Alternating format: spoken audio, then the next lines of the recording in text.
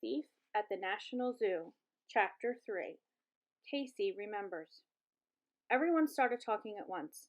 The president walked to the middle of the room. "Folks, may I have your attention?" he said in a loud but gentle voice. "Please, everyone, be calm. Please stay in the room until this all gets sorted out." The president, Mr. Chu, and Dr. Tutu stepped into the hallway. The president leaned against the door, holding it open. Casey watched them talking in whispers. Soon the three men came back into the room. Dirk was still holding the wriggling tiger cubs. He mumbled to Dr. Tutu. Casey thought she heard him asking something about the cubs.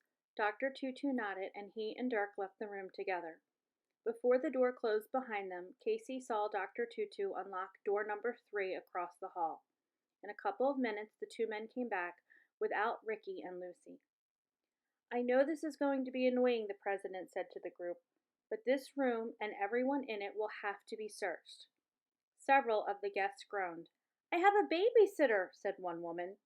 "This won't take long," the president promised. "The First Lady and I will be searched along with everyone else. Even my Secret Service agents will have to be checked. Please be patient. We'll all be on our way home soon." The door opened as the president stopped speaking. 5 people dressed in gray uniforms stepped inside. ID badges hung from chains around their neck. The word security was stitched into patches on their shirt fronts. "What are we looking for, Mr. President?" a guard asked. "Mr. Chu, please tell us," the president said. Mr. Chu described the tiger's eye, and the guards went to work. They asked the men to line up on one side and the women on the other. The guards began searching everyone. "Will we have to get undressed?" Marshall whispered to the president. Casey giggled. The president laughed. "No, Marshall," he said. "They'll just pat us all down. The tiger's eye isn't exactly tiny. If anyone has hidden it in their clothes, these folks will find it." Casey and her mother joined the women being searched. The president and Marshall went with the men. They were in line behind Dirk and Mr. Chu. Secret Service agents kept the president in sight at all times. 20 minutes later, every person in the room had been searched. The tiger's eye had not been found. One of the security guards made a list of everyone's name, address, and phone number.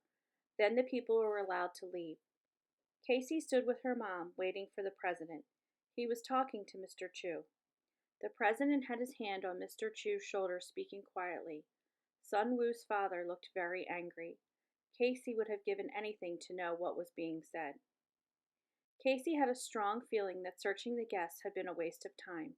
No thief would be dumb enough to hide a valuable Chinese emerald in his clothing. She glanced around, checking for a window. She'd read a book once about a robber in a jewelry store tossing a bag of diamonds through a window. His partner had been waiting outside to catch the loot. Casey saw a couple of sofas and chairs and a few small tables. Now that there were few people in the room, Casey also noticed a fish aquarium standing against one wall, but there were no windows. The president, surrounded again by his Secret Service agents, walked over. "I guess we can go now," he said. "After we leave, the security staff is going to search this room thoroughly. Dr. Tutu and I told them to take the walls down and the floorboards up if they have to." The next morning, Marshall got to the White House at 8:30. The guards all knew him, so he was allowed upstairs to the president's private residence. Casey was eating cereal when he walked into the kitchen. "Good morning, Marshall," Yvonne, the president's maid, said. "Have you had breakfast?" "No," Marshall said. "Casey told me to be here early, and I had to run out of my house." "Have some cereal," Casey said. She tapped her spoon against the box of animal fruities sitting in the middle of the table, next to a basket of fruit. Yvonne bought him a bowl and spoon and a glass of orange juice. Marshall poured cereal and milk into his bowl. He began poking through the little floating animals with his spoon. "What are you looking for?" Casey asked. "One shaped like a spider," Marshall said.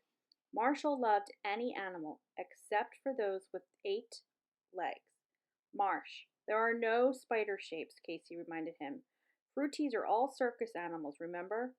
Marshall kept peering at the floating shapes. "Ah," he said.